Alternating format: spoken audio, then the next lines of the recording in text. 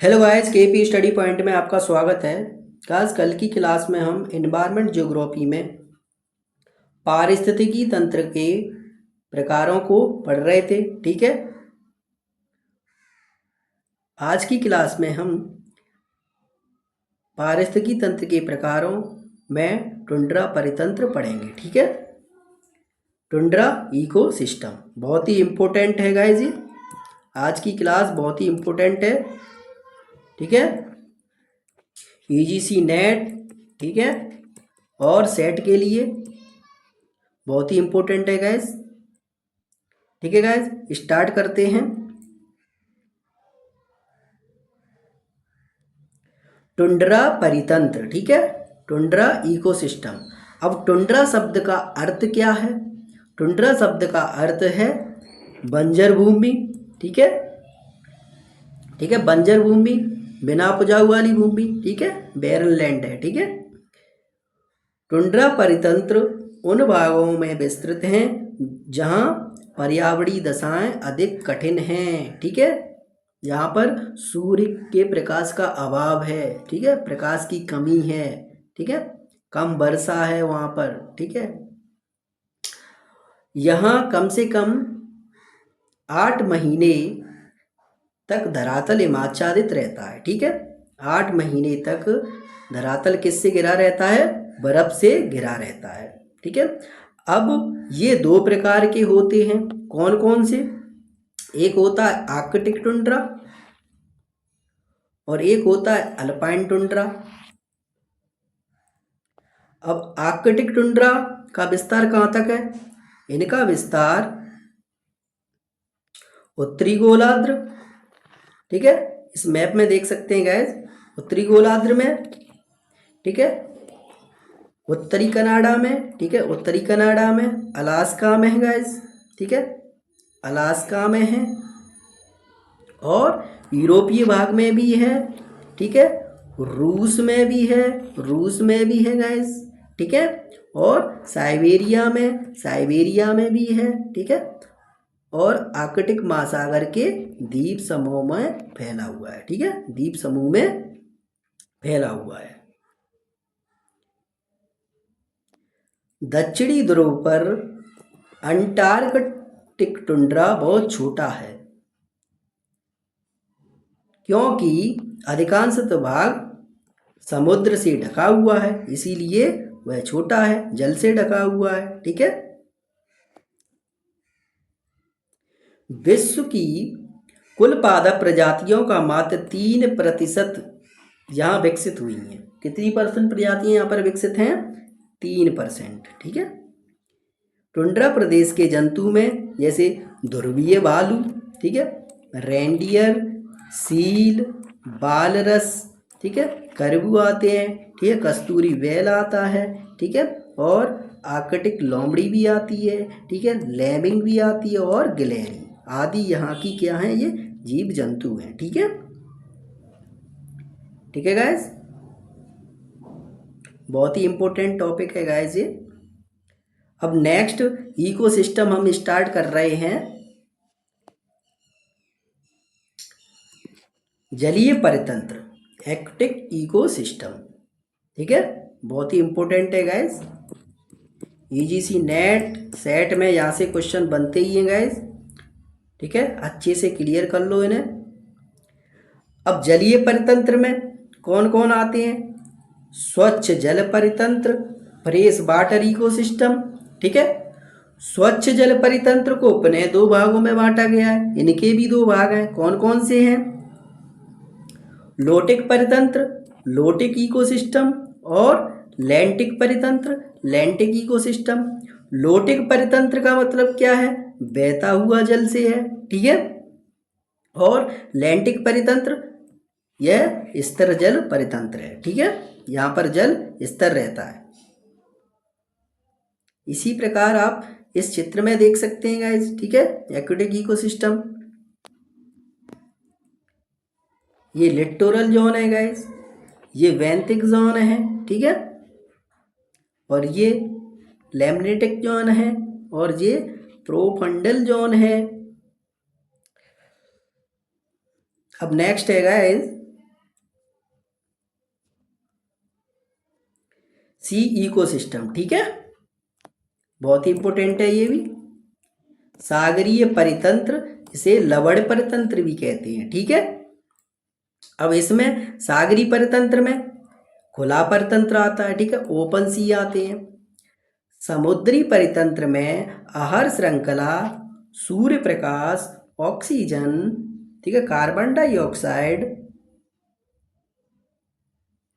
की सुलभता पोषक तत्वों की उपलब्धता पर निर्भर करती है, ठीक है। सागरीय जीवों को मुख्य रूप से दो रूपों में विभाजित किया गया है। कौन कौन से? जैसे नेक्टेन और बेंथस, ठीक है। सागरीय बायोम के प्रकाशित क्षेत्र पर पाए जाने वाले सूक्ष्म जीव जंतु, ठीक है, पादपों को प्लैंकटन कहते हैं। बहुत ही इंपॉर्टेंट है गाइस, ये स्टेटमेंट बहुत ही इंपॉर्टेंट है, नोट कर लो, ठीक है। यूजीसी नेट सेट में क्वेश्चन यहाँ से जरूर पूछे जाते हैं और पीजीटी में भी पूछे जाते हैं गाइस, ठीक है। अब प्लैंकटन में कौन आते हैं? जैसे शैवाल, ठीक है। इस श्रेणी के पादपों को फाइटोप्लैंक्टन कहते हैं और जंतुओं को जूप्लैंक्टन कहते हैं, ठीक है। पादपों को क्या कहते हैं? फाइटोप्लैंक्टन, और जंतुओं को क्या कहते हैं? जूप्लैंक्टन, ठीक है। फाइटोप्लैंक्टन खाद्य श्रृंखला के प्राथमिक उत्पादक हैं, ठीक है। कौन? पादप। बड़े आकार वाले शक्तिशाली जंतुओं को क्या कहते हैं? नेक्टेन कहते हैं, ठीक है। जैसे इनमें हेरिंग आते हैं, ठीक है, प्लेस आते हैं, और कॉड आती है, सील मछली आती है, डॉल्फिन भी आती है, और सी कॉड भी आती है। ये क्या है? शक्तिशाली जंतु है, ठीक है। सागर तल, ठीक है, सागर तल के समीप रहने वाले पादप व जंतु क्या कहलाते हैं? बेंथिक कहलाते हैं, ठीक है। क्या कहलाते हैं? बेंथिक कहलाते हैं। बहुत ही इंपॉर्टेंट है गाइस, ये क्वेश्चन पूछ लिया जाता है। सागर तल में रहने वाले पादप जंतु क्या कहलाते हैं? बेंथिक कहलाते हैं, ठीक है। जैसे कौन आते हैं इनमें? बड़े शैवाल आते हैं, जॉस्टेरा आता है, ठीक है, टर्टल घास आते हैं, ठीक है, स्टार फिश आती है, ठीक है। बहुत ही इंपॉर्टेंट है गाइस। इस प्रकार आप इस चित्र में देख सकते हैं गाइस, ठीक है। फोटिक जोन क्या है?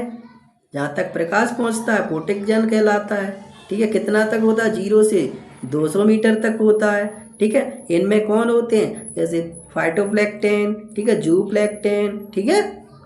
ये टर्टल, ब्लू शार्क किस में पाए जाते हैं? ये फोटिक जोन में पाए जाते हैं, ठीक है। ब्रेन कोरल, ठीक है गाइस। और अपोटिक जोन, यहाँ तक प्रकाश नहीं पहुँच पाता सूर्य का, ठीक है। ये कहाँ से कहाँ तक होता है? 200 से 10,000 तक होता है, ठीक है।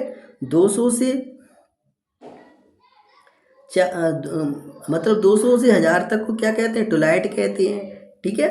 और 4000 से 10,000 को, 4000 से 6000 को क्या कहते हैं? लो लाइट कहते हैं, ठीक है। बहुत ही इंपॉर्टेंट है गाइस। अब नेक्स्ट है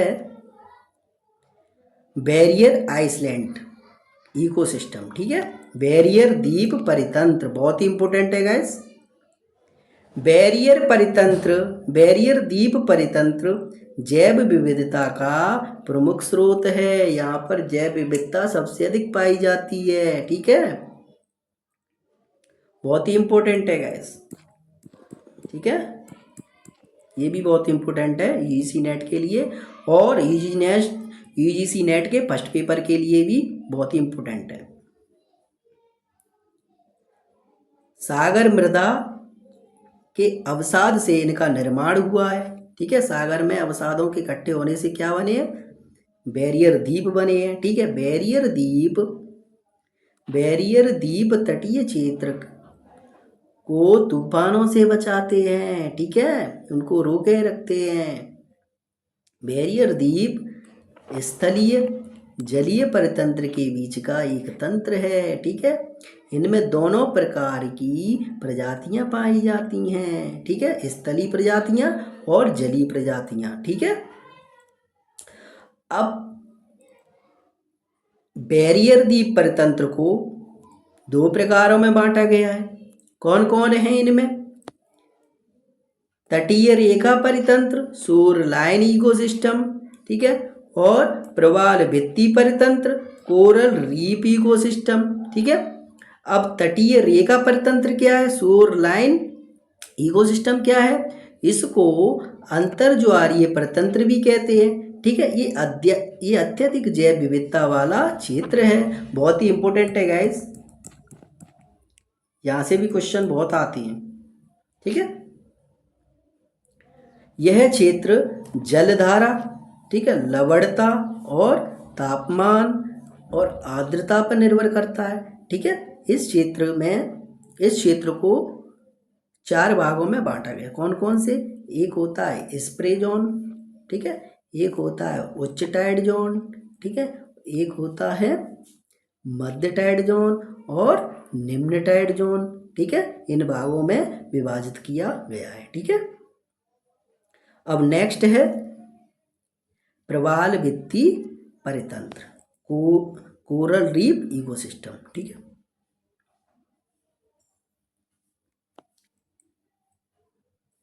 यह एक चूना प्रधान जीव है, ठीक है, जो मुख्यतः कठोर रचना वाले खोल होते हैं, ठीक है। इनमें क्या जीव निवास करते हैं, ठीक है,